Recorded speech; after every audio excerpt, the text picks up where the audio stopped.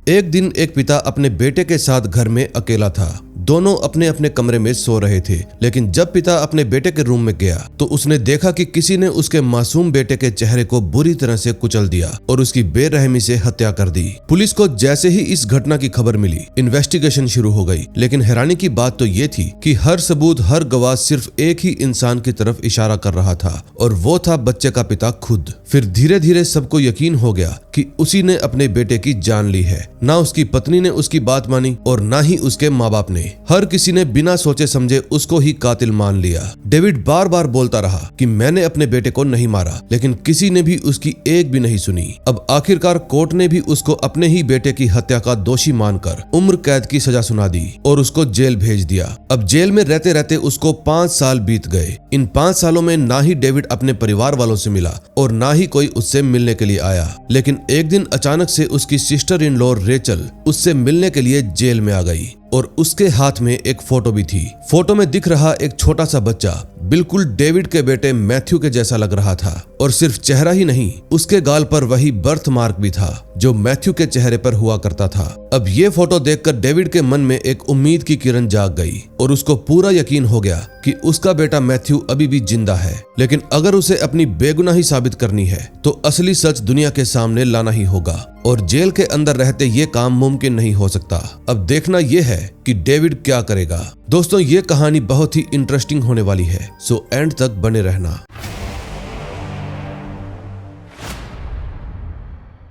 First episode में हम David नाम के एक आदमी को देखते हैं जो अपने ही बेटे मैथ्यू की हत्या के जुर्म में उम्र कैद की सजा काट रहा है। लेकिन सच्चाई तो ये है कि उसने अपने बेटे को नहीं मारा। अब इस हादसे को पूरे 5 साल बीत चुके हैं। तब से लेकर आज तक डेविड ने अपने परिवार से भी बात नहीं की।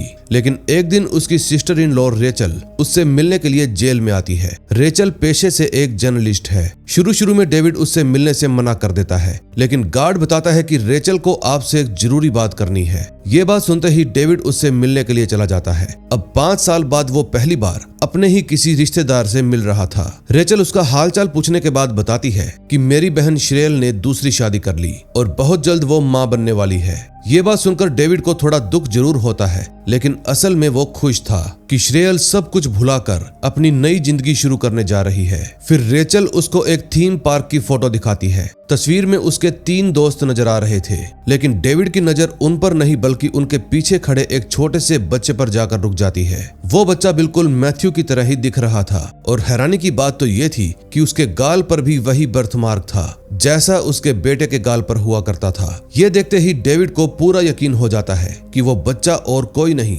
उसका बेटा मैथ्यू है। लेकिन इससे पहले कि वो रेचल से कुछ और पूछ पाता, मिलने का वक्त खत्म हो जाता है और गार्ड जिसका नाम टेड था वो वापस से उसको सेल के अंदर ले जाता है। फिर टेड एक अननोन इंसान को मैसेज करके बताता है कि आज डेविड से कोई मिलने के लिए आया था। दूसरी तरफ मैथ्यू के जिंदा होने की बात जानने के बाद डेविड एक पल के लिए भी चैन से नहीं बैठ पाता। वो सीधा जेल के वार्डन फिलिप के पास पहुंच जाता है। दोस्तों, फिलिप डेविड का ही दूर का रिश्तेदार है और डेविड के पिता और फिलिप दोनों पुलिस ऑफिसर हुआ करते थे। दोस्तों, आगे बढ़ने से पहले बता दूं कि फिलिप और डेविड की फैमिली का पुराना रिलेशन है। डेविड के पिता और फिलिप दोनों इकट्ठे ही पुलिस ऑफिसर हुआ करते थे और इसी वजह से दोनों परिवारों के बीच काफी अच्छे संबंध भी बन गए। बस फर्क इतना है कि डेविड के पिता रिटायर हो चुके हैं, जबकि फिलिप अब भी इस जेल का वार्डन है। फिर डेविड फिलिप को पूरी बात बताता है और कहता है कि रेचल एक फोटो लेकर आई थी जिसमें साफ दिख रहा था कि मैथ्यू अभी भी जिंदा है। फिर वो फिलिप से रिक्वेस्ट करता है कि मुझे एक बार मैथ्यू के केस की फाइल देखने दीजिए। कहीं ना कहीं फिलिप को भी लगता है कि डेविड शायद निर्दोष है, लेकिन बिना किसी सबूत के वो किसी भी बात पर विश्वास नहीं कर सकता था। फिर वो डेविड से कहता है कि रेचल को कुछ दिन पहले ही उसकी न्यूज एजेंसी ने नौकरी से निकाल दिया है, इसलिए उसकी बात पर भरोसा करना मुश्किल है। ये बात कहकर फिलिप डेविड को वापस उसके सेल में भेज देता है, लेकिन कुछ देर बाद फिलिप का फैसला बदल जाता है। उस रात वो एक गार्ड के हाथ डेविड के केस की पूरी फाइल उसके पास भिजवा देता है। फिर डेविड तुरंत फाइल खोलकर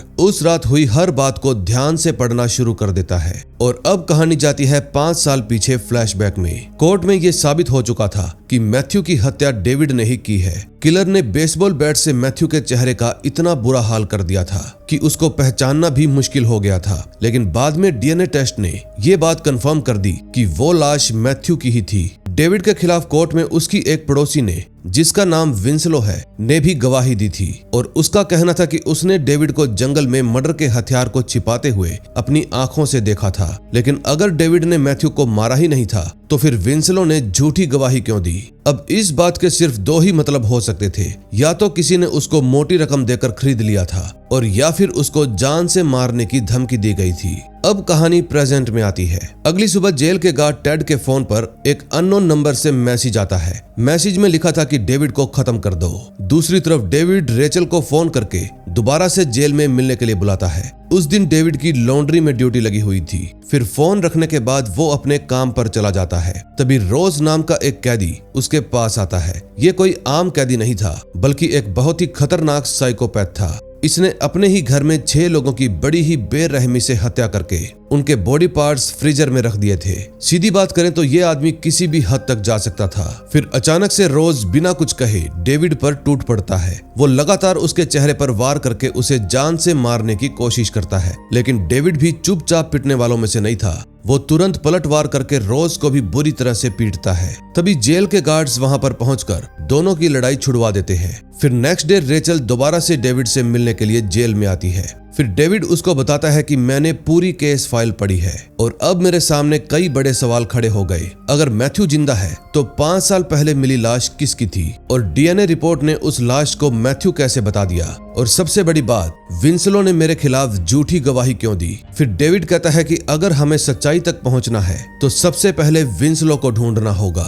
हो सकता है कि वही हमें सच्चाई बता दे कि मुझे झूठे केस में किसने फंसवाया है। फिर डेविड रेचल को एक और बात समझाता है कि इस पूरी साजिश के पीछे कोई बहुत ही ताकतवर इंसान है, इसलिए इन्वेस्टिगेशन शुरू करने से पहले तुम्हें हर एक कदम बहुत ही संभाल कर रखना होगा। फिर डेविड से मिलने के बाद रेचल तुरंत ही अपने एडिटर दोस्त की हेल्प लेकर विंसलो की डिटेल्स निकलवाती है। जांच करने पर पता चलता है कि कोर्ट में गवाही देने के बाद विंसलो ने अपना नाम, एड्रेस और अपनी पहचान बदलकर न्यूयॉर्क में शिफ्ट हो गई। तभी रात को जब डेविड अपने सेल में सो रहा था तो उसके पास टेड आता है और डेविड को मेडिकल चेकअप करने के बहाने अपने साथ कहीं ले जाने लगता है। डेविड समझ जाता है कि आधी रात को कोई भी मेडिकल चेकअप नहीं होता, कुछ तो गड़बड़ है, और होता भी बिल्कुल वैसे ही है। थोड़ी दूर जाते ही टेड अपनी जेब में से एक चाकू निकालकर डेविड पर हमला कर देता है। फिर अपनी जान बचाने के लिए डेविड जोर जोर से गार्ड को आवाज लगाने लगता है, और ये उसकी खुशकिस्मती थी कि एक गार्ड वहां पर आ भी जाता है, जिसकी वजह से टेड अपना प्लान पूरा नहीं कर पाता।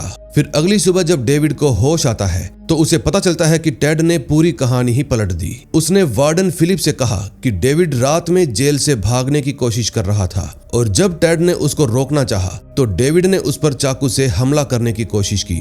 डेविड बार बार फिलिप को सच बताने की कोशिश कर रहा था कि टेड झूठ बोल रहा है, कल रात इसने मुझ पर हमला किया था, ना कि मैंने इस पर। लेकिन फिलिप गुस्से में कहता है कि मैं एक ईमानदार ऑफिसर की बात छोड़कर एक ऐसे क्रिमिनल पर भरोसा क्यों करूं जिस पर अपने ही बेटे की हत्या का इल्जाम लगा है। ये कहकर फिलिप टेड को 1 दिन की छुट्टी दे देता है और डेविड को एक ऑफिसर पर जानलेवा हमला करने के इल्जाम में स्पेशल सेल के अंदर भेज दिया जाता है। लेकिन रास्ते में जाते वक्त अचानक से फिलिप धीरे से डेविड से कहता है कि मैं सिर्फ दिखावा कर रहा था। दरअसल एक गार्ड ने उसको सारी सच्चाई बता दी थी कि पिछली रात टेड ने ही डेविड को मारने की कोशिश की थी। फिलिप समझ गया था कि डेविड को जेल के अंदर ही खत्म करने का प्लान चल रहा है, और अगर वो यहीं पर रहा तो जल्दी ही मारा जाएगा। इसलिए फिलिप ने एक बड़ा रिस्क लेने का फैसला किया। उसने अपने बेटे एडम के साथ मिलकर डेविड को जेल से भगाने का प्लान बना लिया। एडम भी एक पुलिस ऑफिसर है। बचपन से ही डेविड और एडम एक दूसरे के बहुत अच्छे दोस्त हैं, और ये दोनों एक दूसरे को सगे भाई से कम नहीं मानते। फिर प्लान के मुताबिक एडम अपनी पुलिस यूनिफॉर्म डेविड को पहना देता है, जिसके बाद फिलिप उसको अपने साथ जेल से बाहर ले जाने लगता है। शुरू में सब कुछ बिल्कुल प्लान के हिसाब से ही चल रहा था, लेकिन तभी टेड की नजर डेविड पर पड़ जाती है। फिर वो तुरंत डेविड को रोककर अपने हाथ ऊपर करने के लिए कहता है। अब उसके पास बचने का कोई रास्ता नहीं था, लेकिन ऐन मौके पर डेविड तुरंत एडम की गन निकालकर फिलिप के सिर पर तान देता है।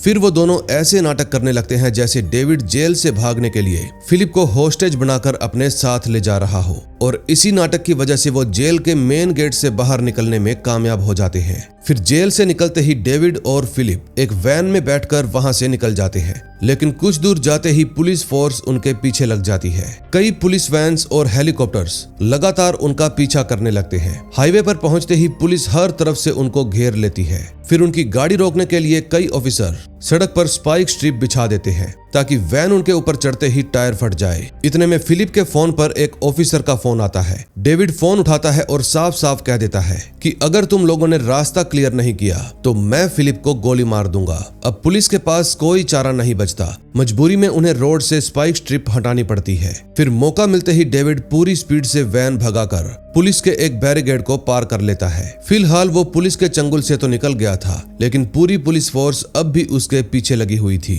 दूसरी तरफ डेविड के जेल से भागने वाली बात पूरे शहर में फैल चुकी थी। अब हर टीवी न्यूज चैनल पर डेविड के ही भागने की खबरें चल रही थी। रेचल ने भी ये सब कुछ देख लिया था। तभी उसके फोन पर एक अननोन नंबर से कॉल आती है, और ये कॉल किसी और ने नहीं बल्कि डेविड ने ही की थी। फिर डेविड उसको एक एड्रेस देकर वहां पर आने के लिए कहता है। तभी भागते भागते डेविड और फिलिप की नजर एक शॉपिंग मॉल पर पड़ती है, और फिर इसी बात का फायदा उठाकर दोनों मॉल के अंदर घुस जाते हैं। इसी दौरान कुछ ऑफिसर्स हेलीकॉप्टर से उन पर नजर रखे हुए थे। तभी कुछ देर बाद डेविड की वैन मॉल से बाहर जाने लगती है। फिर ऑफिसर्स उनका पीछा करके वैन को आगे जाकर रोक लेते हैं, लेकिन वैन के अंदर डेविड था ही नहीं, सिर्फ फिलिप था। और ये सिर्फ फिलिप और डेविड की चाल थी ताकि वो लोग पुलिस ऑफिसर्स का ध्यान भटका सके। तभी कुछ देर बाद रेचल भी शॉपिंग मॉल में पहुंच जाती है, जहां डेविड पहले से ही उसका इंतजार कर रहा था। फिर दोनों रेचल की कार लेकर पुलिस को चकमा देकर वहां से निकल जाते हैं। अगले सीन में हम देखते हैं FBI वाले वार्डन फिलिप से पूछताछ कर रहे थे। ऑफिसर्स उनसे पूछते हैं कि डेविड के भाग जाने के बाद भी आप गाड़ी क्यों चला रहे थे। फिर फिलिप उनको झूठ बोल देता है कि डेविड ने मुझे धमकी दी थी कि अगर मैं वैन को लगातार नहीं चलाऊंगा तो वो मॉल में मौजूद लोगों को मार डालेगा, इसीलिए मुझे मजबूरी में उसकी बात माननी पड़ी। दूसरी तरफ गार्ड टेड बुरी तरह से घबराया हुआ था, और इसका कारण ये था कि वो डेविड को जान से नहीं मार पाया। तभी रोज के जरिए उसको पता चलता है कि जिन लोगों के लिए वो काम करता है वो लोग एक भी सबूत पीछे नहीं छोड़ते, इसलिए टेड अब उनके लिए कांटा बन चुका है। इसलिए वो सबूत मिटाने के लिए जल्दी ही उसको मार डालेंगे। दूसरी तरफ डेविड के जेल से भागने की खबर पूरे शहर में फैल जाती है। अब केस की गंभीरता को देखते हुए FBI वाले भी इन्वेस्टिगेशन पर उतर आते हैं, और इस मिशन की जिम्मेदारी दी जाती है एजेंट मैक्स विलियम्स को, जो कि एक पुराना खिलाड़ी है, और उसके साथ उसकी पार्टनर सारा को भी। तभी इन्वेस्टिगेशन के दौरान उनको पता चलता है कि डेविड जेल से एडम की पुलिस यूनिफॉर्म पहनकर भागा है, इसलिए उसको ये सब बातें हजम नहीं होती। अब FBI को शक हो जाता है कि जरूर इन दोनों बाप बेटा ने ही मिलकर डेविड को जेल से भगाया होगा। दूसरी तरफ टीवी पर डेविड को भगाने की खबर देखकर श्रेयल पूरी तरह से परेशान हो जाती है। वो बार बार रेचल को फोन करती है, लेकिन रेचल जानबूझकर उसका फोन रिसीव नहीं करती। अब रेचल को डेविड के लिए अफसोस था कि अगर उसने 5 साल पहले ही मैथ्यू के केस की सच्चाई जानने की कोशिश की होती तो शायद डेविड को इतना सब कुछ नहीं सहना पड़ता। फिर डेविड रेचल को कहता है कि अब श्रेयल को सच बता देना चाहिए, लेकिन रेचल का मानना था कि वो ये सच बर्दाश्त नहीं कर पाएगी। दूसरी तरफ FBI वाले भी मॉल की विजिटर लिस्ट चेक करके ये बात समझ चुके थे कि रेचल ने ही डेविड को भगाने में हेल्प की है, इसलिए अब रेचल के खिलाफ भी अलर्ट जारी कर दिया जाता है। इन्वेस्टिगेशन के दौरान सारा को एक और बड़ी बात पता चलती है कि जिस दिन रेचल जेल में डेविड से मिलने के लिए आई थी, उस दिन की CCTV रिकॉर्डिंग किसी ने जानबूझकर डिलीट कर दी है, और उस रिकॉर्डिंग की जिम्मेदारी टेड के पास थी। अब FBI को पूरा यकीन हो जाता है कि टेड भी इस साजिश में शामिल है।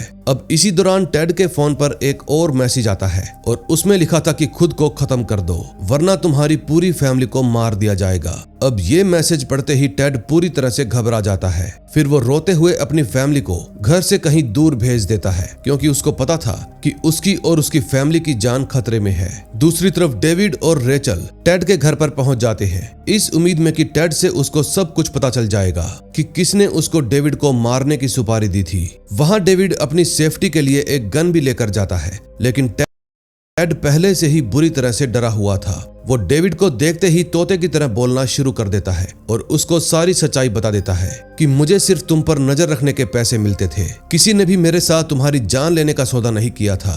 लेकिन जब से FBI इस केस में शामिल हुई है और तुम जेल से भागे हो, तब से ही मेरे बॉस को ये लगने लगा है कि मैं उसके लिए खतरा बन चुका हूँ, इसलिए अब वो लोग मुझे जिंदा नहीं छोड़ना चाहते। अब डेविड टेड से उस रहस्यमयी आदमी के बारे में पूछने ही वाला था कि तभी टेड खुद को शूट कर देता है, क्योंकि अगर वो ऐसा नहीं करता तो वो लोग उसकी फैमिली को मार डालते। फिर वहां से जाने के बाद डेविड अपने साथ टेड का फोन भी ले जाता है। तभी कुछ देर बाद FBI एजेंट सारा टेड के घर पर पहुंच जाती है, लेकिन तब तक डेविड और रेचल वहां से भाग चुके थे। अगले सीन में हम देखते हैं जेल में डेविड के साथ वाली सेल के अंदर कैदी FBI एजेंट विलियम को एक बहुत ही जरूरी जानकारी देता है। वो बताता है कि पिछली रात टेड ने इमरजेंसी की का इस्तेमाल करके डेविड को मेडिकल वार्ड की तरफ ले जाने की कोशिश की थी। फिर इस जानकारी के बदले वो डेविड की फ्लैशलाइट की डिमांड करता है। दूसरी तरफ डेविड को समझ आ चुका था कि जो भी इस पूरी साजिश के पीछे है वो एक एक करके हर एक इंसान को खत्म करता जा रहा है। उसने सबसे पहले डेविड को मारने की कोशिश की और अब टेड भी मर चुका है, यानी कि उसका अगला निशाना विंसलो ही होगा। ये वही औरत थी जिसने डेविड के खिलाफ गवाही दी थी, इसलिए दोनों तुरंत न्यूयॉर्क के लिए निकल जाते हैं। रास्ते में जाते वक्त अचानक से टेड के फोन पर एक कॉल आती है। ये कॉल काला सूट पहने एक आदमी ने की थी और ये वही आदमी था जिसके जरिए टेड को मैसेज आया करते थे।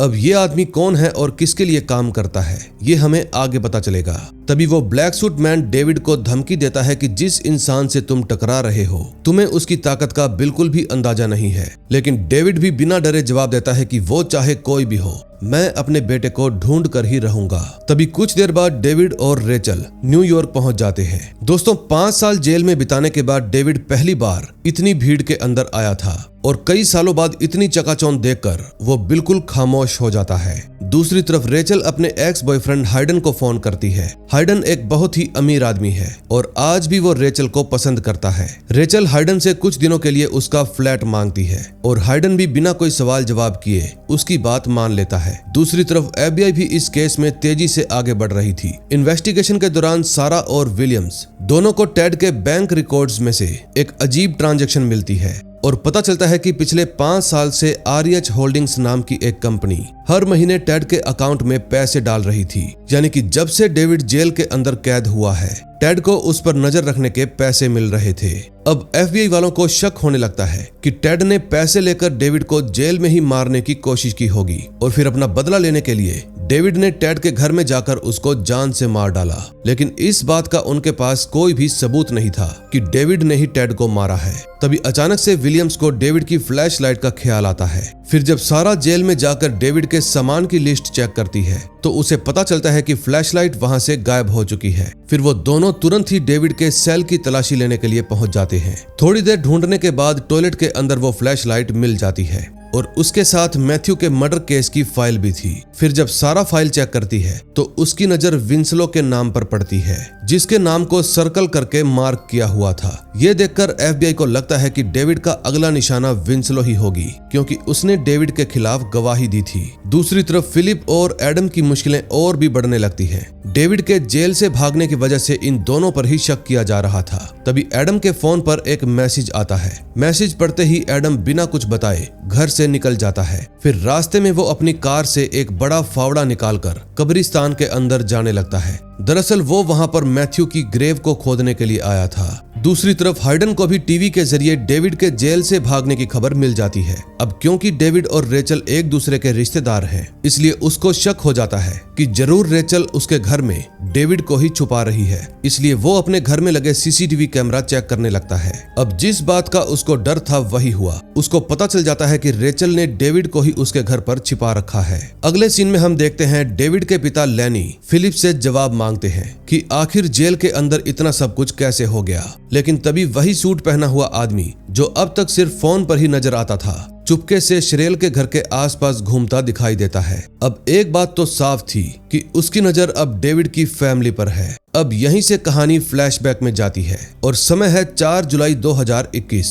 इस दिन डेविड की पूरी फैमिली जश्न मना रही थी। तभी रेचल और हाइडन वो दोनों भी वहां पर शामिल होने के लिए आ जाते हैं। लेकिन थोड़ी ही दूर डेविड का एक पुराना क्लासमेट काइली, जिसको सब स्कंक कहकर बुलाते हैं, चुपचाप डेविड और एडम को देख रहा था। फिर उसको देखकर एडम मजाक मजाक में कहता है कि इसका चेहरा देखकर हमेशा ऐसा लगता है कि एक ना एक दिन वो निकी फिशर की गैंग में शामिल होगा। अब ये बात सुनते ही लैनी और फिलिप एक दूसरे की तरफ देखते हैं, जैसे उनको कोई पुरानी बात याद आ गई हो। अब ये निकी फिशर कौन है, इसके बारे में हमें आगे पता चलेगा। अब कहानी फिर से प्रेजेंट में आती है। तभी हम देखते हैं कि डेविड और रेचल न्यूयॉर्क में विंसलो के घर के बाहर पहुंच जाते हैं, लेकिन इस वक्त विंसलो घर पर ही नहीं थी, इसलिए वो बाहर ही रहकर उसके आने का इंतजार करते हैं। विंसलो का इंतजार करते हुए रेचल श्रेयल को फोन करती है। इस वक्त श्रेयल एक चैरिटी फंक्शन में थी। फिर काफी हिम्मत करने के बाद वो श्रेयल को सच बता ही देती है कि मैथ्यू जिंदा है। ये बात सुनते ही श्रेयल बिना कुछ कहे फोन काट देती है। उसकी आंखों में आंसू आने लगते हैं, क्योंकि अपने बेटे मैथ्यू को भुला पाना उसके लिए बहुत ही मुश्किल था। दूसरी तरफ फिलिप और लैनी से हमें एक नई बात पता चलती है कि जिस रात मैथ्यू का मर्डर हुआ था, तब पुलिस के आने से पहले ही लैनी और फिलिप ने मिलकर वार किए हुए बैट को जमीन के अंदर गाड़ दिया था, क्योंकि उस वक्त दोनों को पूरा यकीन था कि डेविड ही कातिल है। इसलिए उसकी हेल्प करने के लिए ही उन्होंने वो बैट छुपाया था, ताकि पुलिस को वारदात के समय यूज किया गया हथियार ना मिले। लेकिन उनको इस बात का अंदाजा नहीं था कि डेविड निर्दोष है। दूसरी तरफ एडम अपनी कार में कीचड़ से भरी हुई कोई चीज रखता है, जिसके बाद वो किसी अननोन इंसान के पास फोन करता है। दूसरी तरफ ऑफिसर मर्फी फिलिप और लैनी को बताता है कि मैथ्यू की कब्र से लाश गायब हो चुकी है। फिर वो दोनों कब्रिस्तान जाकर मैथ्यू की ग्रेव के पास जाते हैं और देखते हैं कि मैथ्यू की लाश सच में गायब है। तभी वहां के केयर टेकर से पता चलता है कि कुछ देर पहले ही उसने एक गाड़ी को कब्रिस्तान से बाहर निकलते हुए देखा था। अब फिलिप और लैनी समझ जाते हैं कि जरूर ये काम एडम का ही होगा। फिर वो दोनों तुरंत एडम से मिलने के लिए उसके घर पर पहुंच जाते हैं और पूछते हैं कि तुमने मैथ्यू की कब्र क्यों खोदी। शुरू में एडम इस बात से अनजान बनने की कोशिश करता है, लेकिन कुछ देर बाद वो मान लेता है कि उसी ने मैथ्यू की कब्र खोदी थी। वो बताता है कि मैंने ऐसा इसलिए किया ताकि मैं डीएनए चेक करके ये साबित कर सकूं कि वो लाश मैथ्यू की नहीं है। फिर वो एक ऐसी बात बताता है जिससे सबके होश उड़ जाते हैं। एडम कहता है कि मैंने मैथ्यू की कब्र खोदी, लेकिन अंदर कुछ था ही नहीं, वो कब्र बिल्कुल खाली थी। अब ये बात सुनकर वो तीनों समझ जाते हैं कि ये प्लानिंग बहुत ही सोच समझकर की गई है और इसके पीछे जरूर कोई ऐसा शख्स है जो ओहदे में बहुत पावरफुल है। इसलिए फिलिप, लैनी और एडम तीनों मिलकर इस पूरे केस की दोबारा से इन्वेस्टिगेशन करने का फैसला करते हैं। दूसरी तरफ न्यूयॉर्क में डेविड और रेचल विंसलो के घर के अंदर जाने के लिए सही मौके की तलाश में थे। तभी डेविड को भी समझ में आ जाता है कि FBI वालों को भी पता चल चुका है कि मैं यहाँ पर जरूर आऊंगा, इसलिए वो लोग भेस बदलकर विंसलो के घर के बाहर तैनात हैं। अब उनके रहते घर के अंदर जा पाना नामुमकिन है, इसलिए रेचल FBI का ध्यान भटकाने का फैसला करती है। वो जानबूझकर FBI के सामने जाती है और ऑफिसर्स उसको देखते ही अरेस्ट कर लेते हैं। रेचल का प्लान था कि जब पूरी FBI टीम उसको अरेस्ट करने में लगी होगी तो डेविड चुपके से विंसलो के घर के अंदर घुस जाएगा और ये प्लान काम भी करता है। फिर वो लोग रेचल को टेड की हत्या करने के और डेविड का साथ देने के आरोप में गिरफ्तार कर लेते हैं। तभी डेविड भी बिना किसी की नजर में आए बिल्डिंग के अंदर घुस जाता है। फिर अपार्टमेंट के बाहर उसकी मुलाकात एजेंट चोपड़ा से होती है। फिर डेविड मौका मिलते ही उस पर हमला करके उसको बेहोश कर देता है। फिर अपार्टमेंट के अंदर जाते ही वो सीधा विंसलो से सवाल करता है कि तुमने मेरे खिलाफ झूठी गवाही क्यों दी और किसके कहने पर दी। फिर थोड़ा जोर देने पर वो बताती है कि मेरी बेटी को गैम्बलिंग की बहुत बुरी लत लग गई थी, उस पर इतना कर्ज हो गया था कि उसको चुका पाना मेरे लिए नामुमकिन था। तभी स्कंक नाम का एक आदमी मेरे पास आया। फिर उसने मेरे सामने डील रखी कि अगर मैं कोर्ट में तुम्हारे खिलाफ झूठी गवाही दूंगी तो वो मेरी बेटी का पूरा कर्ज माफ कर देगा। और सबसे हैरानी की बात तो ये थी कि स्कंक निकी फिशर के लिए ही काम करता है, यानी डेविड को फंसाने के पीछे निकी फिशर की गैंग का ही हाथ हो सकता है। दूसरी तरफ रेचल जानबूझकर पुलिस का वक्त बर्बाद कर रही थी ताकि पूछताछ के लिए डेविड को जितना हो सके उतना टाइम मिले। लेकिन तभी एजेंट विलियम्स को समझ में आ जाता है कि रेचल सिर्फ उनका ध्यान भटकाने की कोशिश कर रही है। फिर वो तुरंत अपनी टीम के साथ विंसलो के अपार्टमेंट की तरफ दौड़ पड़ता है। अब पुलिस को देखते ही विंसलो को भी अपनी गलती का एहसास हो जाता है, इसलिए वो डेविड को पीछे के रास्ते से भागने के लिए कहती है। फिर डेविड बिल्डिंग की छत पर पहुंच जाता है। सारा भी उसके पीछे पीछे छत तक आ जाती है। फिर दोनों के बीच काफी देर तक भाग दौड़ होती है। एक वक्त के लिए तो ऐसा लगता है कि सारा डेविड को पकड़ लेगी, लेकिन आखिरी पल में डेविड उसके हाथ से निकलकर वहां से भाग जाता है। फिर डेविड के जाते ही विंसलो घबराकर तुरंत स्कंक के पास फोन करती है और कहती है कि डेविड को सब कुछ सच पता चल गया है और हो सकता है कि वो मेरे पास दोबारा से आए। दूसरी तरफ श्रेयल उस चैरिटी इवेंट में अपने नए मेडिकल प्रोग्राम के बारे में लोगों को बता रही थी। उस प्रोग्राम में सबसे बड़ी डोनर थी मार्गरेट, जो पाइन फाउंडेशन की ओनर है, और वो इस प्रोजेक्ट के लिए बहुत बड़ी डोनेशन अनाउंस करती है। लेकिन इतने बड़े इवेंट के बीच भी श्रेयल का ध्यान रेचल की कही हुई बातों पर ही अटका हुआ था। उसके दिमाग में सिर्फ एक ही सवाल घूम रहा था कि क्या सच में उसका बेटा मैथ्यू जिंदा है। तभी उसका पति रॉन उससे पूछता है कि रेचल तुम्हें फोन पर क्या बोल रही थी, लेकिन श्रेयल उसको झूठ बोलकर सच छुपा लेती है। तभी इवेंट खत्म होने के बाद एक और चौंकाने वाली बात का खुलासा होता है। दरअसल वही सूट पहना हुआ आदमी जो कि अब तक पर्दे के पीछे से सारी चालें चल रहा था, वो मार्गरेट की कार में बैठा हुआ है और यहीं उसकी असली पहचान सामने आती है कि वो कोई आम इंसान नहीं बल्कि FBI का एक करप्ट एजेंट है जिसका नाम स्टेफनो है। तभी मार्गरेट उसको कहती है कि श्रेयल से फिलहाल कोई खतरा नहीं है, लेकिन वो इस बात से काफी परेशान थी कि इतनी कोशिशों के बाद भी डेविड अब तक पकड़ा नहीं गया। दोस्तों, अब डेविड के पीछे दो लोग पड़े थे। एक निकी फिशर जिसने शायद डेविड को गलत केस में फंसाया, और दूसरी है मार्गरेट जो कि डेविड को वापस से जेल भिजवाना चाहती है। लेकिन ये डेविड को जेल क्यों पहुंचाना चाहती है और इसकी डेविड से क्या दुश्मनी है, ये हमें आगे पता चलेगा। अगले सीन में हम देखते हैं एजेंट विलियम्स अब भी रूफटॉप पर हुई भागदौड़ के बारे में सोच रहा था। उसे डर था कि इस तरह की भागदौड़ से सारा को कुछ हो ना जाए। दरअसल विलियम्स सारा का पिता है और इसीलिए उसको सारा की चिंता है। तभी हम एक छोटे लड़के को देखते हैं और एक औरत उसको बड़े ही प्यार से डिनर के लिए बुला रही थी। पहले तो देखने में सब कुछ बिल्कुल नॉर्मल लग रहा था, लेकिन ध्यान से देखने पर हमें पता चलता है कि ये कोई और नहीं बल्कि डेविड का बेटा मैथ्यू है, जिसका नाम अब मैथ्यू से बदलकर थियो कर दिया गया है। अब नेक्स्ट एपिसोड में देखेंगे क्या होता है। फोर्थ एपिसोड की शुरुआत 8 साल पहले से होती है। उस वक्त हाइडन और रेचल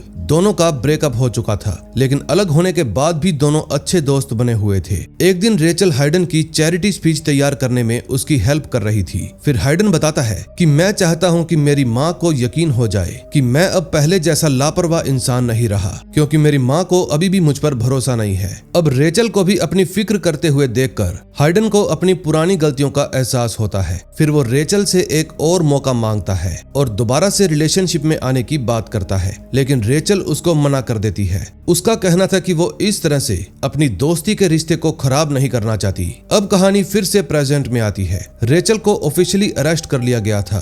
अब थीम पार्क वाली फोटो को भी एविडेंस के तौर पर पुलिस अपने पास रख लेती है, जिसके बाद FBI वाले विंसलो से पूछताछ करते हैं, लेकिन वो डेविड के बारे में कुछ भी नहीं बताती कि वो यहाँ क्यों आया था। FBI समझ ही नहीं पाती कि आखिर वो डेविड का साथ क्यों दे रही है। दूसरी तरफ हाइडन रेचल को जेल से बाहर निकालने का वादा करता है और अब वो डेविड की हेल्प करने के लिए भी तैयार था, लेकिन उसकी एक शर्त थी और शर्त ये थी कि डेविड रेचल को इस खतरनाक मामले से दूर रखेगा। डेविड भी उसकी बात मान लेता है और अपना अगला प्लान बताता है। उसका कहना था कि मैंने विंसलो से बात कर ली है, वो स्कंक को वॉशिंगटन पार्क बुलाएगी और जैसे ही वो वहां पर आएगा मैं उसको पकड़ लूंगा और उससे पूरी सच्चाई उगलवा लूंगा। दूसरी तरफ लैनी, फिलिप और एडम तीनों मिलकर पुराने केस फाइल को दोबारा से देखना शुरू कर देते हैं। इसी दौरान उनको एक बहुत बड़ा झूठ पकड़ में आता है।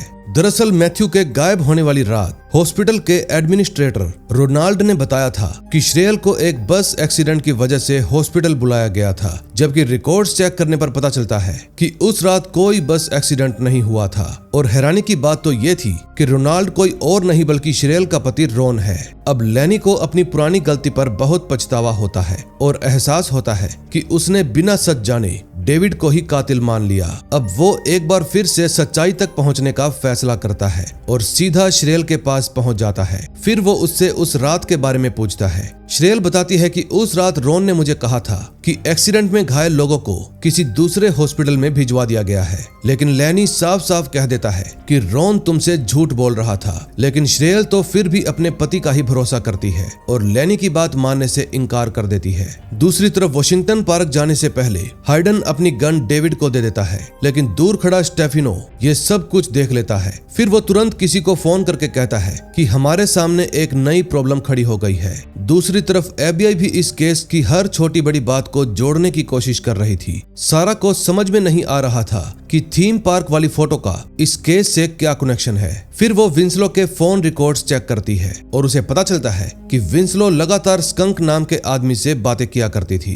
और स्कंक निकी फिशर की गैंग के लिए काम करता है, यानी विंसलो और फिशर गैंग के बीच सीधा कनेक्शन है। फिर FBI वाले रेचल से पूछताछ करते हैं और उसे समझाने की कोशिश करते हैं कि अगर डेविड सच में फिशर गैंग के निशाने पर है तो उसकी हेल्प करने के लिए हमें सच्चाई का जानना बहुत जरूरी है। लेकिन रेचल तो फिर भी एक भी शब्द नहीं बोलती। तभी FBI को खबर मिलती है कि स्कंक वॉशिंगटन पार्क में देखा गया है। फिर पूरी फोर्स तुरंत वहां के लिए निकल पड़ती है। तभी वॉशिंगटन पार्क में स्कंक जैसे ही विंसलो के पास पहुंचता है तो डेविड अचानक से उसके ऊपर हमला कर देता है, लेकिन स्कंक भी पूरी तैयारी के साथ आया था। वो बिना देरी किए विंसलो पर गोली चला देता है। गोली लगते ही विंसलो की मौत हो जाती है और ये देखकर डेविड का गुस्सा 7वें आसमान पर पहुंच जाता है। फिर दोनों के बीच जबरदस्त हाथापाई होती है। फिर लड़ाई के दौरान स्कंक को खुद की ही गन से गोली लग जाती है, लेकिन फिर भी वो किसी तरह से डेविड से बचकर भाग जाता है। लेकिन डेविड उसका पीछा करता है और उसे पकड़ लेता है। इस बार डेविड किसी भी कीमत पर सच्चाई जानना चाहता था। वो स्कंक पर दबाव बनाकर पूछता है कि तुमने मेरी ही फैमिली को निशाना क्यों बनाया। अब काफी देर तक चुप रहने के बाद स्कंक आखिरकार बोल ही पड़ता है और कहता है कि इस सवाल का जवाब तुम्हारा खुद का बाप लैनी दे सकता है। अगर तुम इसकी पूरी सच्चाई जानना चाहते हो तो जाकर अपने बाप से पूछो, उसी को पता है कि फिशर गैंग ने तुम्हारी फैमिली को क्यों चुना। इतने में FBI वाले भी वॉशिंगटन पार्क पहुंच जाते हैं, लेकिन एक बात सबको हैरान कर देती है कि अगर स्कंक चाहता तो वो डेविड को वहीं पर मार सकता था, लेकिन फिर भी वो भागने की कोशिश नहीं कर रहा था। ऐसा क्यों है, इसका जवाब हमें आगे मिलेगा। अगले सीन में हम देखते हैं हाइडन एक महंगा और मशहूर लॉयर हायर करके रेचल को जेल से बाहर निकलवा लेता है। वो रेचल को समझाता है कि अब तुम्हें इस केस से दूर रहना चाहिए, वरना फिशर गैंग तुम्हें नुकसान पहुंचा सकता है। लेकिन रेचल साफ साफ इनकार कर देती है कि जब तक डेविड और मैथ्यू खतरे में है मैं पीछे नहीं हटूंगी। इसी दौरान FBI को भी डेविड के छिपने की जगह का पता चल जाता है, लेकिन रेचल और हाइडन की हेल्प से डेविड एक बार फिर से पुलिस को चकमा देकर भाग निकलता है। फिर विलियम्स और सारा स्कंक को गिरफ्तार कर लेते हैं। अब FBI को उम्मीद थी कि शायद इससे पूछताछ करके उन्हें कुछ तो पता चलेगा, लेकिन स्कंक तो खुद को निर्दोष साबित करने के लिए कहता है कि विंसलो ने मुझसे हेल्प मांगी थी। वो बोल रही थी कि डेविड उसको मारना चाहता है, इसलिए मैं तो वहां पर उसकी हेल्प करने के लिए गया था। लेकिन बावजूद इसके डेविड ने विंसलो को मार ही डाला। लेकिन FBI वाले उसकी बातों में नहीं आते, क्योंकि उनको सच्चाई का पहले से ही पता चल चुका था, क्योंकि उन्होंने पार्क में हुई हाथापाई की वीडियो पहले से ही देख ली थी कि विंसलो को स्कंक ने ही गोली मारी थी। फिर स्कंक सच बताना शुरू करता है कि डेविड पागल हो चुका है। उसको लगता है कि उसका बेटा जिंदा है और वो उसको ढूंढना चाहता है। ये बात सुनते ही सारा और विलियम्स दोनों ही हैरान हो जाते हैं, क्योंकि अब तक वो लोग इस केस को गलत एंगल से देख रहे थे। उनको समझ में आ जाता है कि डेविड जेल से इसलिए नहीं भागा था कि वो उन लोगों से बदला ले सके जिन्होंने उसे जेल भिजवाया है, बल्कि इसलिए भागा था क्योंकि वो अपने बेटे को ढूंढना चाहता था। अब फिलिप के पास भी खबर पहुंच जाती है कि डेविड की जेल से भागने में हेल्प करने की वजह से उसे वार्डन की नौकरी से निकाल दिया गया है। फिर वो और लैनी अपनी पुरानी साथी गैरी से मिलने के लिए जाते हैं। दोस्तों, गैरी भी कभी ऑफिसर हुआ करती थी। तभी इन सब की बातों से हमें पता चलता है कि डेविड के पिता लैनी को लास्ट स्टेज कैंसर है, और ये बात सुनकर गैरी का चेहरा उदास हो जाता है। फिर वो बताती है कि श्रेयल का पति रॉन कभी एक बड़े मेडिकेयर स्कैम का पर्दाफाश करने वाला था, लेकिन कोर्ट में गवाही देने से पहले ही उसने अचानक याददाश्त चले जाने का नाटक शुरू कर दिया। उस वक्त FBI का मानना था कि फिशर गैंग ने उसको धमकी दी होगी, इसीलिए उसने अपनी जान बचाने के लिए ये नाटक किया। लेकिन सवाल अभी भी वहीं का वही है कि आखिर फिशर गैंग को मैथ्यू से क्या दुश्मनी थी। तभी फिलिप बार बार लैनी की तरफ देखकर कहता है कि इस सवाल का जवाब सिर्फ उसी के पास है। दूसरी तरफ श्रेयल जब रॉन से बस एक्सीडेंट के बारे में पूछती है तो वो ऐसे दिखाता है जैसे उसको कुछ भी याद ना हो, और श्रेयल एक बार फिर से उसकी बात पर यकीन कर लेती है। तभी लैनी श्रेयल के फोन पर एक वॉइस मेल छोड़ता है और कहता है कि मुझे केस से जुड़ी कुछ जरूरी जानकारी पता चली है, इसलिए जल्दी से मुझसे बात करो। लेकिन श्रेयल के फोन तक पहुंचने से पहले ही रॉन वो वॉइस मेल डिलीट कर देता है। दूसरी तरफ डेविड को लगता है कि अब उसको अपने पिता से मिलना ही होगा। फिर रेचल भी हाइडन को मना लेती है कि तुम कुछ देर के लिए अपनी कार हमें दे दो। दूसरी तरफ इन्वेस्टिगेशन में FBI को पता चलता है कि टेड को डेविड ने नहीं मारा, बल्कि टेड ने खुद की ही जान ले ली थी। ये बात विलियम्स और सारा को काफी अजीब लगती है। अब उन्हें समझ में नहीं आ रहा था कि टेड ने आखिर खुद की जान क्यों ली। तभी हाइडन के पास उसकी माँ का फोन आता है, जो कि कोई और नहीं बल्कि मार्गरेट है। यानी कि हाइडन की फैमिली किसी न किसी तरीके से डेविड से जुड़ी हुई है। अगले सीन में हम देखते हैं सारा एक बार फिर से थीम पार्क वाली फोटो को बड़े ही ध्यान से देख रही थी। शुरू में उसको कुछ भी समझ में नहीं आता कि आखिर रेचल और डेविड ने इस फोटो में ऐसा क्या देख लिया, लेकिन तभी उसकी नजर पीछे खड़े बच्चे पर पड़ती है। ये देखकर सारा तुरंत समझ जाती है कि शायद यही डेविड का बेटा मैथ्यू है और इसीलिए वो अपने बेटे को ढूंढना चाहता है।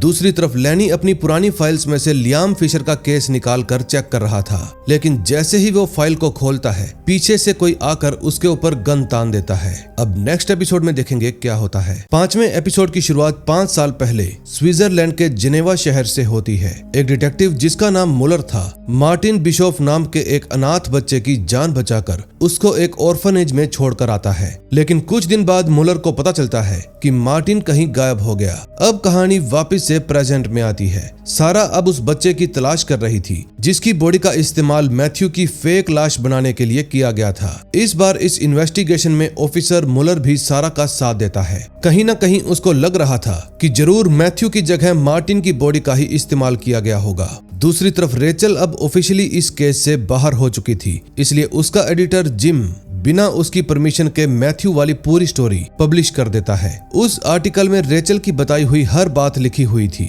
यहाँ तक कि डेविड अपने पिता से मिलने बोस्टन जा रहा है, ये बात भी मीडिया के सामने आ जाती है। दूसरी तरफ सारा और विलियम्स अपनी सीनियर ऑफिसर जूली को केस की पूरी अपडेट दे देते हैं और बताते हैं कि डेविड का मानना है कि मैथ्यू अभी भी जिंदा है। लेकिन तभी फोरेंसिक रिपोर्ट भी आ जाती है। रिपोर्ट से कंफर्म हो जाता है कि विंसलो की जान स्कंक ने ही ली थी, लेकिन अगर स्कंक से सीधा ही पूछा जाए कि उसने ऐसा क्यों किया तो वो नहीं बताएगा। इसलिए वो एक प्लान बनाती है। प्लान ये था कि स्कंक को निर्दोष कहकर छोड़ देंगे और अगर किसी चूहे को छोड़ दिया जाए तो वो सीधा अपने बिल की तरफ भागता है। यानी कि स्कंक जरूर अपने बॉस से मिलने के लिए जाएगा जहां वो खुद को सुरक्षित महसूस करता है और फिर FBI वाले उनको पकड़ लेंगे। दूसरी तरफ वाशिंगटन पार्क में डेविड हाइडन की गन छोड़ने के लिए आता है, क्योंकि अगर वो गन FBI को मिल गई तो हाइडन भी इस मर्डर में घसीटा जाएगा। इसलिए उसको बचाने के लिए मार्गरेट पुलिस के सामने एक स्टेटमेंट देती है कि रेचल हाइडन की एक्स गर्लफ्रेंड है और उसने कुछ दिनों के लिए हाइडन से उसका फ्लैट उधार मांगा था।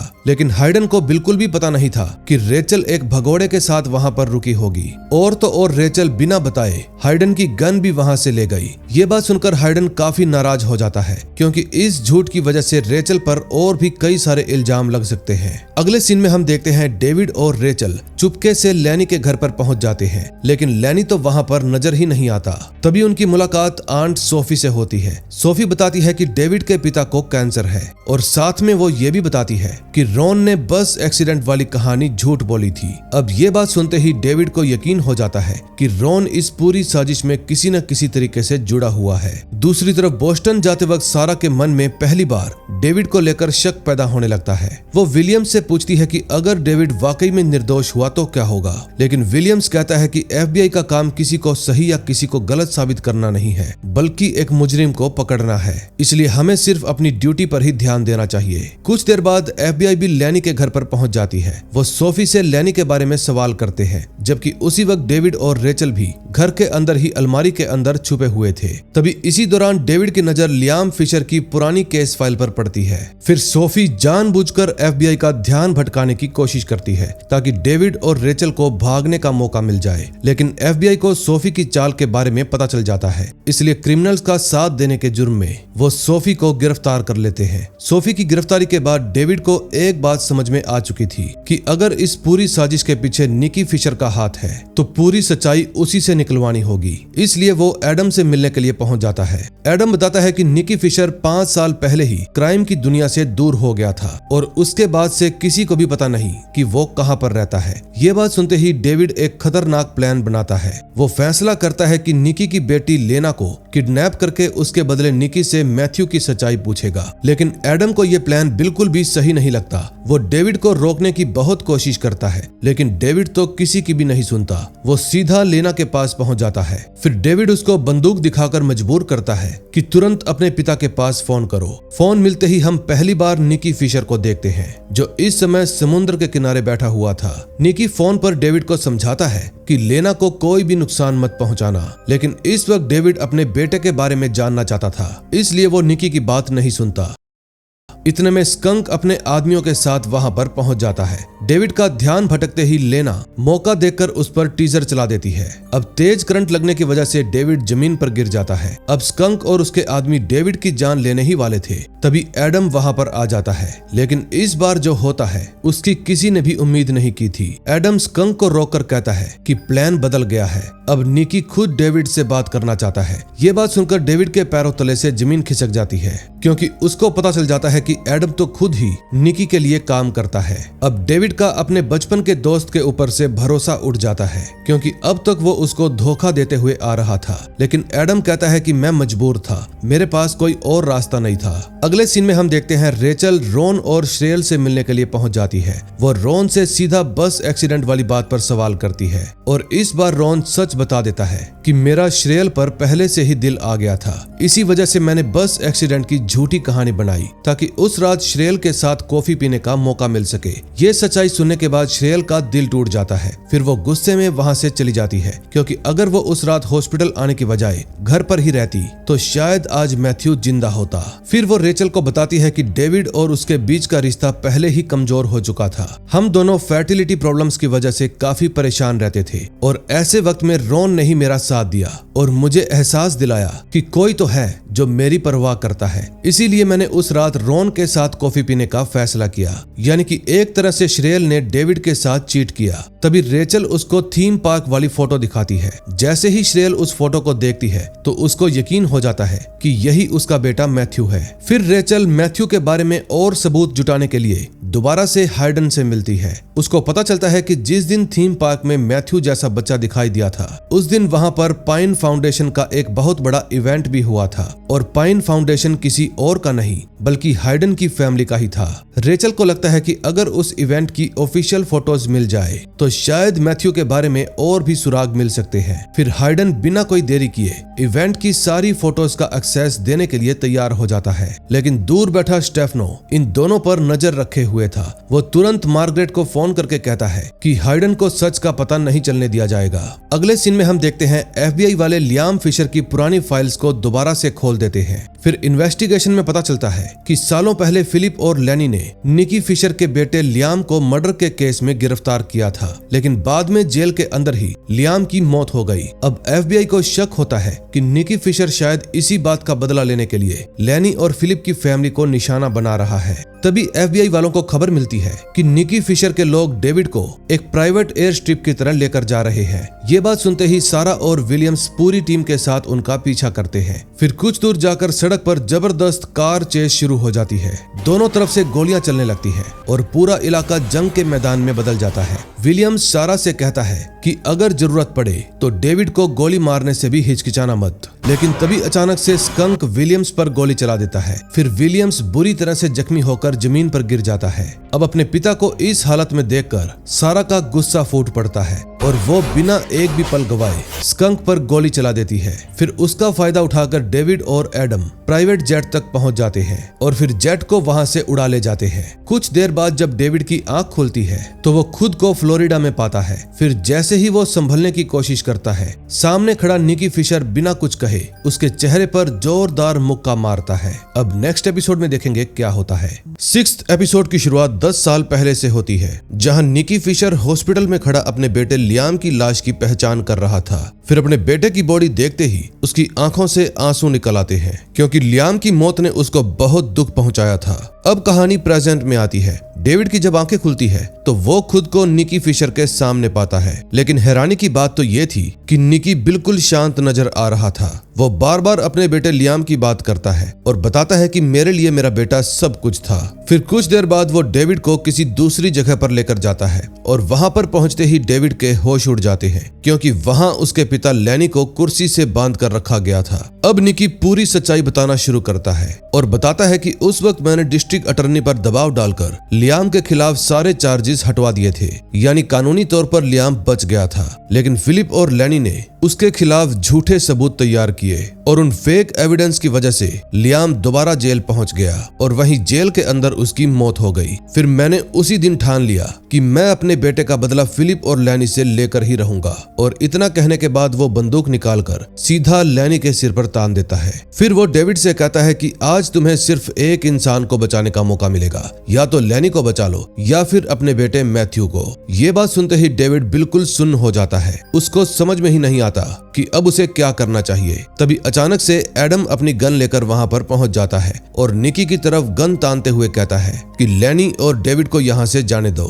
यहाँ हमें एक और बात पता चलती है कि पहले निकी का प्लान था कि वो फिलिप और लैनी को मार डालेगा, लेकिन एडम बीच में आकर निकी के साथ एक सौदा कर लेता है कि तुम इन दोनों को कुछ भी नहीं कहोगे और बदले में मैं तुम्हारे लिए काम करूंगा। यानी एडम इतने दिनों से निकी के लिए ही काम कर रहा था ताकि वो अपने पिता और लैनी की जान बचा सके। तभी लैनी डेविड से कहता है कि मेरी उम्र हो गई है, अगर मैं मर भी गया तो मुझे अपनी जिंदगी से कोई शिकायत नहीं होगी, लेकिन मैथ्यू अभी छोटा है, इसलिए तुम मेरी परवाह मत करो, मैथ्यू को बचाओ। अब लैनी की आंखों में पछतावा देखकर निकी का इरादा बदल जाता है। वो ना तो लैनी को गोली मारता है और ना ही मैथ्यू को कोई नुकसान पहुंचाता है। दरअसल ये सब एक टेस्ट था जिसमें लैनी पास हो गया। निकी देखना चाहता था कि क्या डेविड सच में अपने बेटे के लिए इतना परेशान है या फिर नाटक कर रहा है। जब डेविड बिना एक पल गवाए मैथ्यू को चुनता है तो निकी को यकीन हो जाता है कि डेविड निर्दोष है। फिर निकी एक और बड़ा खुलासा करता है कि मैंने मैथ्यू की किडनैपिंग नहीं करवाई, मेरी दुश्मनी तो सिर्फ लैनी और फिलिप से थी, इसलिए मैंने लैनी से बदला लेने के लिए विंसलो को पैसे देकर कोर्ट में झूठी गवाही दिलवाई थी। मेरा मकसद डेविड को फंसाना नहीं था, बल्कि लैनी को उसकी गलती का एहसास दिलवाना था, ताकि उसको भी पता चले कि जब बेटा जेल में होता है तो कैसा महसूस होता है। अब ये सच्चाई जानने के बाद डेविड और भी उलझन में पड़ जाता है कि अगर निकी ने मैथ्यू को अगवा नहीं किया तो फिर उसका बेटा आखिर है कहाँ और इस पूरी साजिश के पीछे असली आदमी कौन है। अब निकी डेविड को एक ऐसी बात बताता है जिसको जानकर उसके होश उड़ जाते हैं। वो कहता है कि हो सकता है ये सब कुछ तुम्हारे लिए नहीं बल्कि श्रेयल की वजह से हुआ हो। मैथ्यू सिर्फ तुम्हारा बेटा नहीं है, हो सकता है कि किसी की नजर श्रेयल पर हो। अब ये बात सुनते ही डेविड के दिमाग में कुछ और नए सवाल खड़े हो जाते हैं। अब निकी लैनी को अपने ही पास बंदी बनाकर रखता है और कहता है कि जब तक मेरा काम पूरा नहीं होता लैनी मेरे लिए एक इंश्योरेंस की तरह रहेगा। एडम को भी लगता है कि निकी अब उसे जिंदा नहीं छोड़ेगा क्योंकि उसने सबके सामने उस पर बंदूक तान दी थी।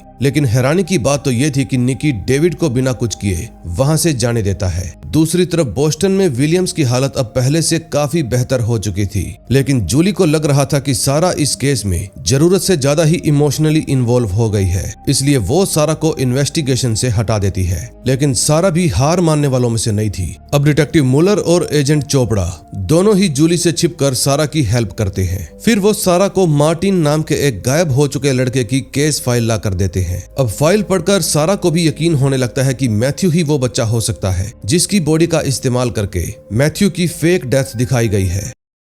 दूसरी तरफ रेचल अब भी मैथ्यू से जुड़े हर छोटे सुराग को जोड़ने में लगी हुई थी। वो पाइन फाउंडेशन के इवेंट के फोटोग्राफर को फोन करती है और पूछती है कि सिक्स फ्लैग्स वाले इवेंट की कुछ फोटोज रिकॉर्ड से गायब क्यों हैं। अब उसे पूरा यकीन था कि उन्हीं तस्वीरों में मैथ्यू से जुड़ा कोई बड़ा सबूत छिपा होगा। दूसरी तरफ श्रेयल को भी यकीन होने लगा था कि डेविड सच बोल रहा है। फिर वो सीधा फिलिप के पास पहुंच जाती है और कहती है कि अगर साबित करना है कि कब्र में दफन बच्चा मैथ्यू नहीं था तो आपको दोबारा से डीएनए टेस्ट करवाना होगा। फिर श्रेयल अपने पास संभाल कर रखे हुए मैथ्यू के पहले हेयर कट के बाल फिलिप को दे देती है, जिनको वो इतने सालों से एक याद के रूप में संभाल कर रखे हुए थी। दूसरी तरफ हाइडन रेचल की हेल्प करने के लिए इवेंट की फोटोज लेकर उससे मिलने के लिए निकलता है, लेकिन इस समय स्टेफनो रेचल पर नजर रखे हुए था। इस बार उसका इरादा बिल्कुल साफ था कि रेचल को खत्म करना है, लेकिन खुशकिस्मती से विलियम्स ने पहले ही रेचल के घर के बाहर एक पुलिस ऑफिसर तैनात कर दिया था। फिर जैसे ही स्टेफनो हमला करता है तो ऑफिसर बीच में आ जाता है, लेकिन स्टेफनो तो ऑफिसर पर ही गोली चला देता है, जिससे उस ऑफिसर की जान चली जाती है। अब मौका मिलते ही रेचल और हाइडन वहां से भाग जाते हैं। इस समय रेचल बुरी तरह से घबराई हुई थी।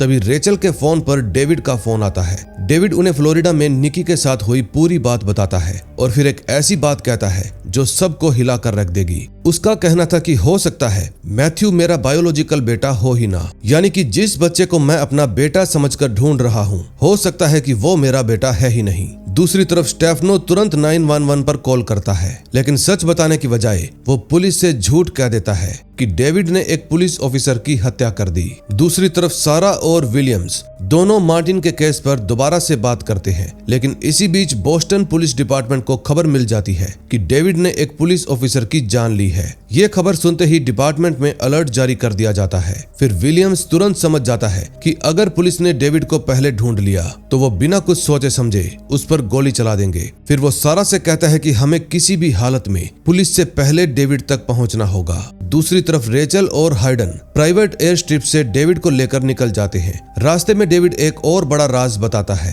कि श्रेयल ने एक बार मुझे बताए बिना पाइन फर्टिलिटी क्लिनिक में ट्रीटमेंट करवाया था, क्योंकि तब हमें बच्चा करने में प्रॉब्लम हो रही थी और उसी ट्रीटमेंट के बाद वो प्रेग्नेंट हो गई। ये बात सुनते ही रेचल को शक हो जाता है कि शायद मैथ्यू के गायब होने का कनेक्शन उसी क्लिनिक से हो सकता है। फिर वो श्रेयल के स्पर्म डोनर का पता लगाने के लिए उसी क्लिनिक की तरफ बढ़ने लगते हैं, क्योंकि अब उन्हें शक होने लगा था कि शायद उन लोगों ने ही मैथ्यू को किडनैप किया होगा। दरअसल ये क्लिनिक हाइडन की ही फैमिली थी, इसलिए हाइडन तुरंत अपने कॉन्टैक्ट्स का इस्तेमाल करके क्लिनिक की फाइल्स तक पहुंचने में उनकी हेल्प करता है। लेकिन हैरानी की बात तो ये थी कि कंप्यूटर डेटा में श्रेयल की कोई डिटेल्स ही नहीं थी। तभी इन्वेस्टिगेशन के दौरान उनको पता चलता है कि कुछ साल पहले इसी क्लिनिक के एक डॉक्टर को नौकरी से निकाल दिया गया था। उस पर इल्जाम था कि वो पेशेंट्स को उनकी मर्जी के बिना ही अपना स्पर्म इस्तेमाल करके प्रेग्नेंट कर देता था। और हैरानी की बात तो ये थी कि इस पूरे मामले को मार्गरेट ने दबा दिया, यानी कि उसने उस समय के सारे सबूत भी मिटवा दिए। दोस्तों, उस डॉक्टर का नाम था हेलर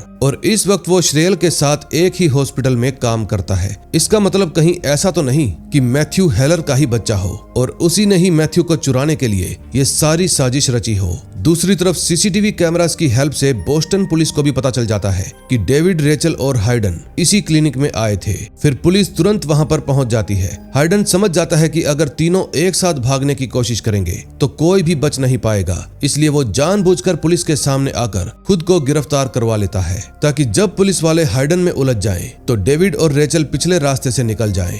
दूसरी तरफ स्टेफनो डॉक्टर हेलर से मिलने जाता है और कहता है कि मैं तुम्हें और ज्यादा देर तक नहीं बचा पाऊंगा, इसलिए अगर अपनी जान बचानी है तो तुरंत ये देश छोड़कर निकल जाओ। ये बात सुनकर एक बात तो साफ हो जाती है कि इस पूरी साजिश के पीछे इसी डॉक्टर का हाथ हो सकता है। अब नेक्स्ट एपिसोड में देखेंगे क्या होता है। 7th एपिसोड की शुरुआत भी एक फ्लैशबैक के साथ होती है, जहां हमें पता चलता है कि आखिर डेविड को झूठे केस में किसने फंसाया था। दरअसल स्टेफनो और मार्गरेट दोनों मिलकर ऐसा प्लान बना रहे थे कि मैथ्यू की मौत का पूरा इल्जाम डेविड के सिर पर आ जाए। तभी डॉक्टर हेलर मार्गरेट को कुछ जरूरी डॉक्यूमेंट्स देता है और मार्गरेट बिना एक पल की देरी किए उन डॉक्यूमेंट्स को जला देती है ताकि उनका कोई भी सबूत ना बचे। फिर वो हेलर को याद दिलवाती है कि फर्टिलिटी क्लिनिक वाले स्कैंडल के बाद मैंने ही तुम्हें जेल जाने से बचाया था, इसलिए अब तुम्हारा एहसान चुकाने का समय आ गया है। अब कहानी प्रेजेंट में आती है। स्टेफनो की वार्निंग मिलते ही डॉक्टर हेलर बुरी तरह से घबरा जाता है। फिर वो तुरंत अपने कंप्यूटर के सारे ईमेल्स डिलीट कर देता है, जिसके बाद वो किसी को फोन करते हुए कहता है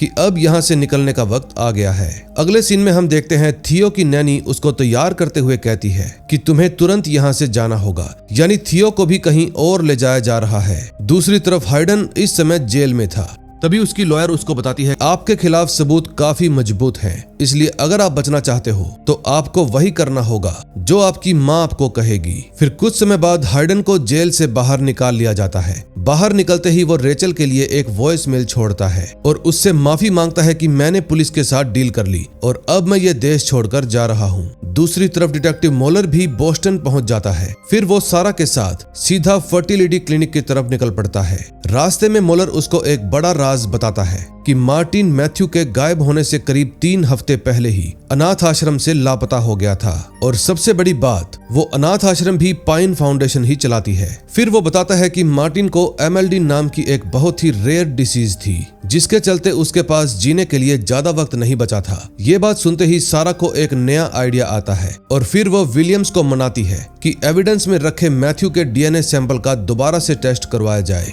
उसे लग रहा था कि इस टेस्ट से सारी सच्चाई सामने सामने आ जाएगी। तभी कुछ देर बाद क्लिनिक पहुंचते ही सारा कंप्यूटर हैक करना शुरू कर देती है। रिकॉर्ड्स देखते वक्त उसको एक अजीब बात नजर आती है कि डेविड ने क्लिनिक के अंदर डेटाबेस में सिर्फ एक ही नाम सर्च किया था और वो था श्रेयल का। दूसरी तरफ डिटेक्टिव मोलर भी अपनी इन्वेस्टिगेशन में लगा हुआ था। फिर वो आरएच हॉलिडे कंपनी के रिकॉर्ड्स खंगालता है और जांच के दौरान पता चलता है कि कंपनी का पूरा अकाउंट सिर्फ 2 दिन पहले ही बोस्टन के एक बैंक के कहने पर साफ कर दिया गया है। अब मोलर समझ जाता है कि कोई अपने सबूत मिटा रहा है, इसलिए वो फैसला करता है कि वो सीधा मार्गरेट पर दबाव डालेगा ताकि घबराहट में उससे कोई गलती हो जाए। दूसरी तरफ डेविड और रेचल हेलर से मिलने के लिए रॉन की हेल्प लेते हैं। वो उसे समझाते हैं कि मैथ्यू सच में जिंदा है और वो सिर्फ डेविड का ही नहीं बल्कि श्रेयल का भी बेटा है। ये बात सुनकर रॉन उनकी हेल्प करने के लिए तैयार हो जाता है। फिर वो दोनों को चुपके से हॉस्पिटल के एक खाली रूम में छुपा देता है, जिसके बाद वो खुद डॉक्टर हेलर को ढूंढने जाता है। लेकिन इंतजार करते वक्त डेविड एक बात साफ कह देता है कि डीएनए रिपोर्ट्स चाहे जो भी आए, मैथ्यू हमेशा मेरा बेटा ही रहेगा।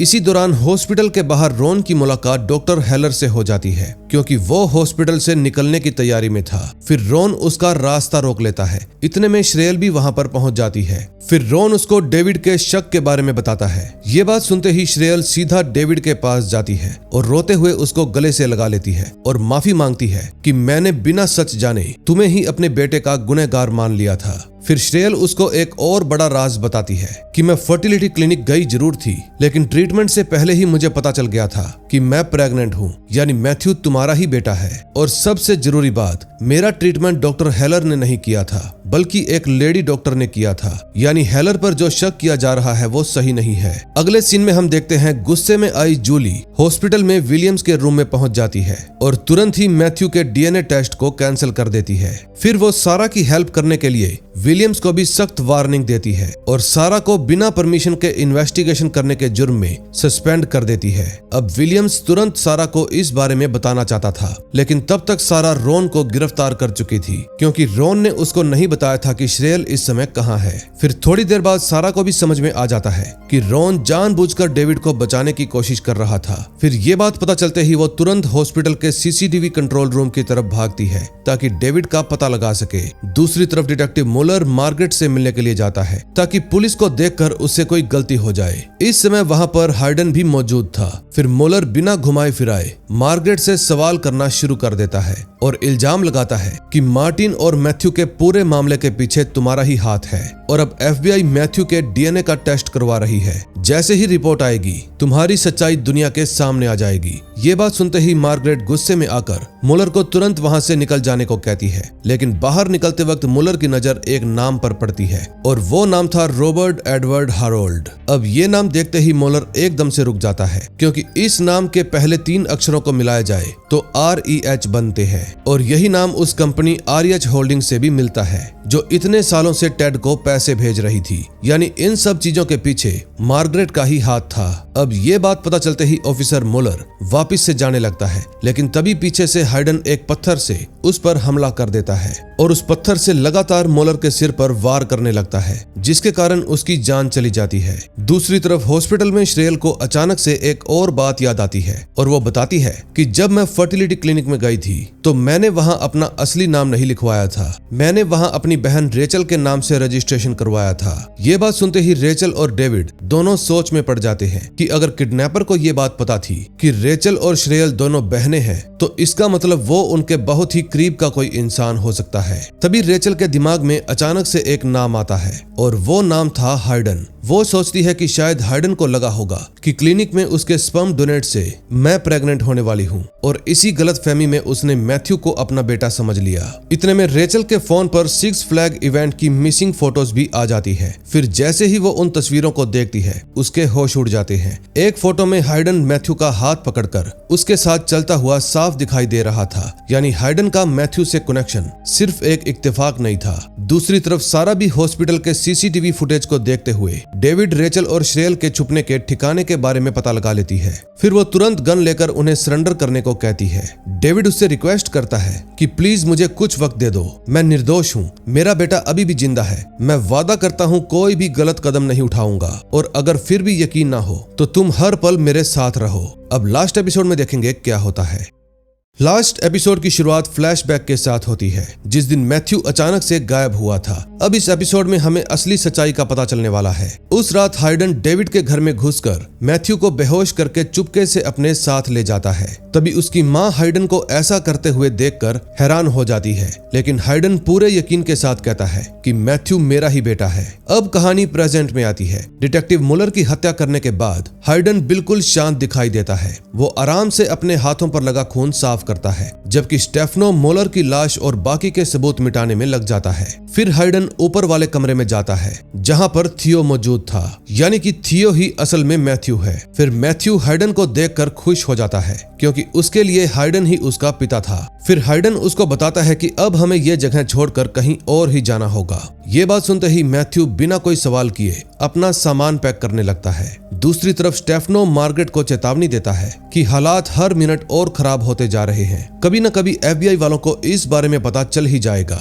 अगर आप जेल नहीं जाना चाहती तो सिर्फ एक ही रास्ता है, मैथ्यू को हमेशा के लिए खत्म करना होगा। लेकिन मार्गरेट इस बात से साफ साफ इनकार कर देती है और कहती है कि मैथ्यू भी पाइन फैमिली का हिस्सा है और मैं उसे मरने नहीं दूंगी। दूसरी तरफ सारा को अब पूरा यकीन हो चुका था कि डेविड सच बोल रहा है, लेकिन सस्पेंड होने की वजह से उसके पास ना तो पावर थी और ना ही कोई मजबूत सबूत। इसी दौरान रेचल हाइडन का छोड़ा हुआ वॉइसमेल दोबारा से सुनती है, जिसको सुनकर वो समझ जाती है कि अब हाइडन हमेशा के लिए गायब होने वाला है। फिर वो एक खतरनाक प्लान बनाती है और फैसला करती है कि वो हाइडन के सामने ये दिखाएगी कि अब वो भी उसके साथ रहना चाहती है। लेकिन इस प्लान को कामयाब बनाने के लिए एक बात जरूरी थी कि हाइडन को ऐसा लगना चाहिए कि डेविड अब पुलिस के हाथ लग चुका है। और इस काम में रेचल अपने पुराने एडिटर जिम की हेल्प लेती है। जिम जानबूझकर मीडिया में ये खबर लीक कर देता है कि डेविड को पुलिस ने गिरफ्तार कर लिया है। फिर जैसे ही हाइडन ये न्यूज देखता है तो वो तुरंत इस बात पर यकीन कर लेता है। फिर रेचल उसको फोन करके खुद को मजबूर और अकेला दिखाती है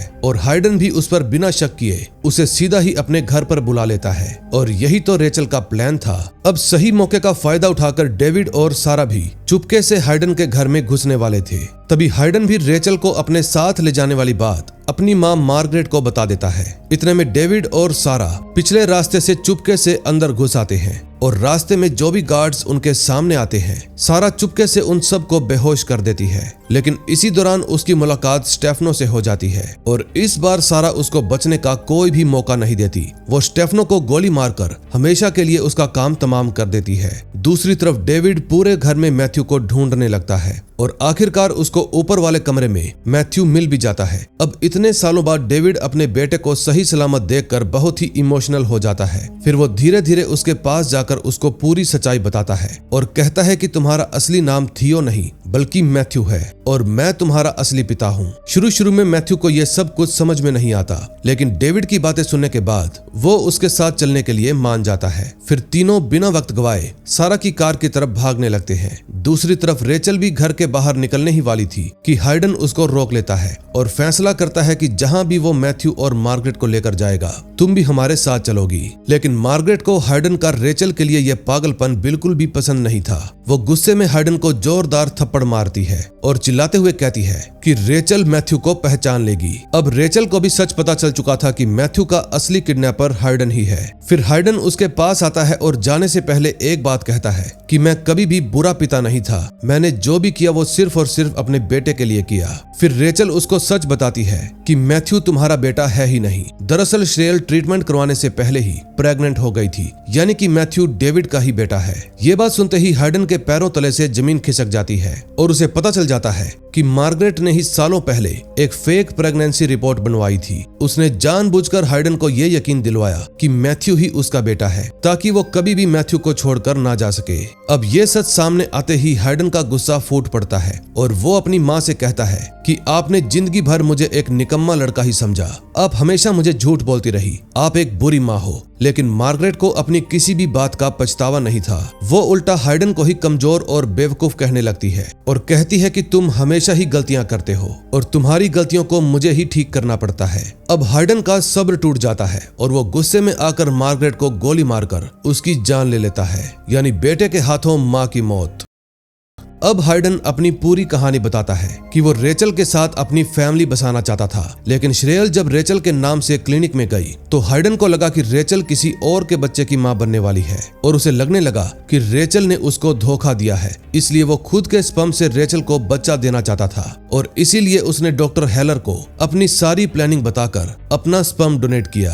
डॉक्टर हेलर ने भी उसको यही बताया कि मैंने रेचल नाम की पेशेंट को आपके स्पर्म से प्रेग्नेंट कर दिया है, लेकिन बाद में हाइडन को जब पता चला कि असली पेशेंट रेचल नहीं बल्कि श्रेयल थी तो उसने इस बात को भुलाने की कोशिश की। जब 4 जुलाई की फैमिली पार्टी में जब उसने पहली बार मैथ्यू को देखा तो उसको लगा कि ये मेरा ही बेटा है और मेरे पास होना चाहिए, और इसी पागलपन में आकर उसने मैथ्यू को किडनैप कर लिया और उसकी जगह पर मार्टिन को वहां पर सुला दिया, जो कि वैसे भी कुछ दिन बाद अपनी बीमारी की वजह से मरने वाला था। फिर हाइडन ने उसका सिर कुचलकर उसकी बॉडी का इस्तेमाल करके मैथ्यू की झूठी मौत का नाटक रच दिया और बदले में मैथ्यू के पिता को ही फंसा दिया ताकि एक तीर से 2 शिकार हो जाएं। दूसरी तरफ डेविड, सारा और मैथ्यू घर से निकलने ही वाले थे कि तभी हाइडन रेचल को बंदूक की नोक पर बंधक बना लेता है। फिर रेचल की जान बचाने के लिए मैथ्यू खुद अपनी मर्जी से हाइडन के पास चला जाता है, लेकिन सारा मौका देखकर हाइडन की गाड़ी पर गोली चला देती है। अब इस अफरा तफरी का फायदा उठाकर मैथ्यू जंगल की तरफ भाग जाता है।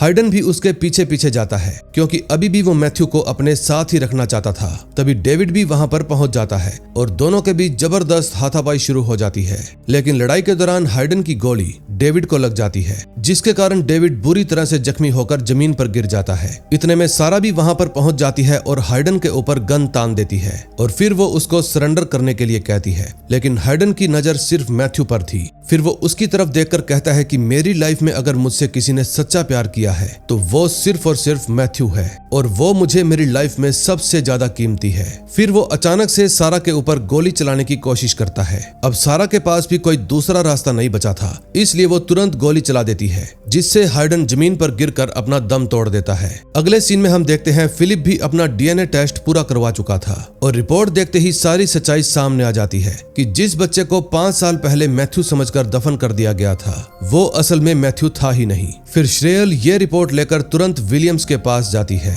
और उसके आगे हाथ जोड़कर सारा, डेविड और रेचल की हेल्प करने की गुजारिश करती है। विलियम्स भी अब और देर नहीं करता और जूली को साफ साफ धमकी दे देता है कि अगर तुमने अब भी इन्वेस्टिगेशन में रुकावट डाली तो मैं तुम्हारी करतूत सबके सामने उजागर कर दूंगा।